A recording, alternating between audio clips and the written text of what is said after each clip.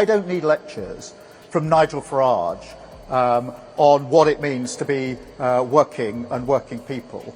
Which sort of sums up for me what went wrong for the Prime Minister. Now, it started as just another fiery exchange on national television. Nigel Farage, seated across from a panel of political commentators, grinning with the confidence of a man who knew he was about to set something on fire. What no one expected was how quickly that fire would spread, straight into the heart of the Labour Party.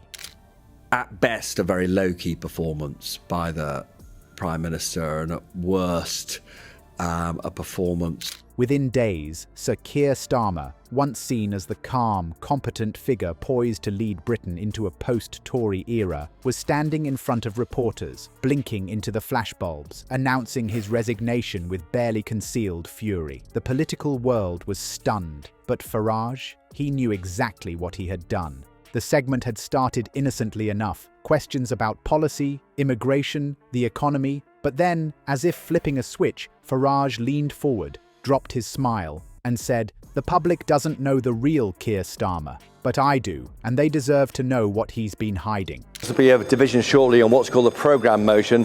There's now some upset. The fact the government wants to push through the rump of this bill using statutory instruments. Silence. Then he began to speak, calmly, methodically, as if reading from a dossier only he had access to. He referenced confidential memos, legal cases Starmer had worked on during his time as Director of Public Prosecutions, and alleged connections to figures with checkered pasts. Some of the claims were murky, others were damning, but it didn't matter. The damage was done. Social media erupted within minutes. "Farage nukes Starmer live on air," one post read. Hashtags like Starmer resigns and Farage leaks were trending before the broadcast had even ended. Labour MPs scrambled to control the narrative, issuing statements that the claims were false, taken out of context, politically motivated. But behind closed doors, panic had set in. Not because the allegations were all true, but because some of them were, and Starmer knew it. Listen, what you've seen today as well, there is a growing sense of, not frustration, but genuine public anger at what's going on. Farage, never one to back down from a political street fight, appeared the next morning with a thick folder labelled "For the People."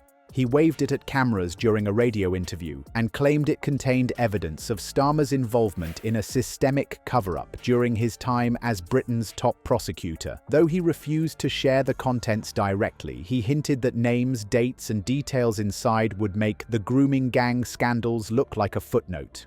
The outrage was immediate. Tory MPs seized the opportunity. Media outlets across the spectrum demanded answers. Even Starmer's allies began to ask behind the scenes, "Is any of this true?"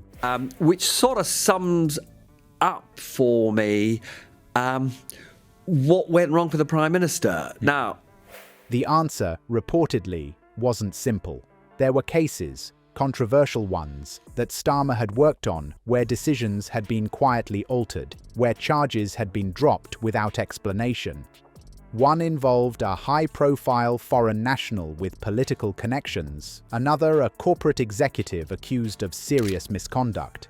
Both cases had faded from memory until Farage resurrected them with surgical precision. The implication? Starmer had protected the powerful at the expense of the vulnerable. And now the public wanted answers. It all comes as a damning poll reveals the public trust Nigel Farage on tackling crime over the Prime Minister and Kemi Badenoch. In the days that followed, things unravelled fast. Leaked emails surfaced. One showed a correspondence between Starmer and a senior aide, appearing to discuss the optics of a legal decision rather than its merit. Another hinted at pressure from political figures to go easy on certain cases. None of it was a smoking gun. But together, the leaks painted a picture of a man more concerned with appearance than accountability. Farage capitalized on every headline, framing himself as a crusader for truth. "I told you," he said during an interview. "He's not who he claims to be." I don't need lectures from Nigel Farage on what it means to be working people. Starmer, normally composed and meticulous, began to crack. During a press conference, he snapped at a reporter. At a party meeting, he lashed out at colleagues who questioned his leadership. Rumours began to swirl. Was he going to resign? Could he survive this? Maybe because they don't have confidence in him, and the public doesn't seem to either. Public trust in the government is at its lowest level. The Conservative Party, sensing blood in the water, went on the offensive. One MP called for a formal inquiry into Starmer's DPP record. Another suggested Labour had knowingly harboured a leader with a questionable past. Then came the final blow. An investigative journalist released a report claiming that during Starmer's tenure, a whistleblower had tried to expose misconduct in a major legal case and was silenced.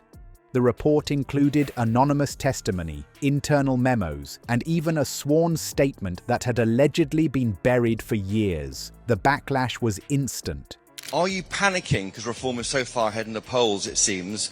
Is he living rent-free in your brain? Protesters appeared outside Labour HQ. Newspapers that once supported Starmer began questioning his integrity. And Farage, he simply tweeted, "Tick-tock." Behind the scenes, Labour's leadership was in crisis. Donors threatened to pull funding. Backbenchers warned of a mass defection. Poll numbers plummeted. For a party already fighting an uphill battle after years in opposition, this was a catastrophe. The pressure mounted, and on a cold morning just 5 days after the initial broadcast, Starmer stepped up to a podium, surrounded by flashing cameras and somber staffers, and read the words no one thought they'd hear this soon. "Today, I am resigning as leader of the Labour Party." He didn't name Farage directly. He didn't deny everything. But his statement was laced with bitterness. A lot of satisfaction, Nigel Farage, and will have worried Keir Starmer and indeed... "I have always served this country with integrity," he said. But in the current media climate, truth takes a backseat to spectacle. Some applauded his grace, others called it spin. But the truth is, he had no choice. The storm had become unmanageable. His leadership was no longer viable, and Farage knew it.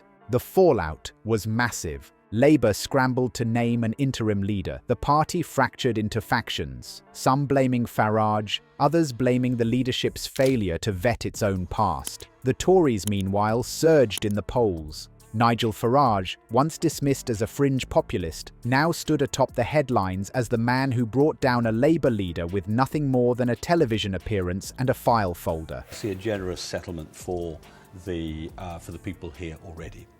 Because they didn't pick this circumstance, we did. He went on to boast that it was only the beginning and hinted at further revelations about other political figures. "Westminster," he said, "is built on secrets. I'm just opening the door." Analysts debated the ethics of what had happened. Was it a hit job? A long overdue reckoning? A dangerous new precedent for British politics? Whatever the answer, the effect was undeniable. Keir Starmer was out. Farage was emboldened. And the public had just watched one of the country's most powerful figures implode on live TV. Parliament will rise. Shall we talk about Reform UK? Because they've had such a big push. In the days that followed, new details emerged. A former legal aide confirmed that Starmer had personally intervened in several high-profile cases. Another leaked internal review described irregular procedures under his leadership. But perhaps the most chilling revelation came from an anonymous source inside the Crown Prosecutions Service. They claimed there was a culture of silence during Starmer's tenure, an unspoken rule not to rock the boat, to avoid controversy, to protect the institution's image at all costs. Farage seized on this. He launched a new campaign calling for transparency in all public offices. He demanded full disclosure of Starmer's legal record. And he began hosting nightly segments titled The Hidden Files, where he read from documents, interviewed former insiders, and painted a damning portrait of elite corruption. His approval ratings skyrocketed. Because you are rebelling against the government on issues that you feel very strongly about, and we understand that. Some speculated he might run again, this time not just for Parliament, but for Prime Minister. Meanwhile, Starmer vanished from public life. Rumours placed him in France, in a private estate owned by a close friend. Others said he was writing a book, A few claimed he was quietly preparing a legal battle of his own, determined to clear his name. But for now, he remained silent, an eerie contrast to the fury that had followed his fall. What did they do? They put up both. They increased the amount of spending and the amount of borrowing. I mean, I didn't really you and I taxes to drive people into the ground or send them out of the country. As the dust began to settle, one thing became clear. British politics had entered a new era. The days of guarded speeches and behind-the-scenes maneuvering were over. Now truth bombs were dropped on live television. Now reputations were shattered in real time. And the man holding the detonator was Nigel Farage, loud, brash, and completely unapologetic. Like the video and subscribe, because this story isn't over, and the next resignation might be just around the corner.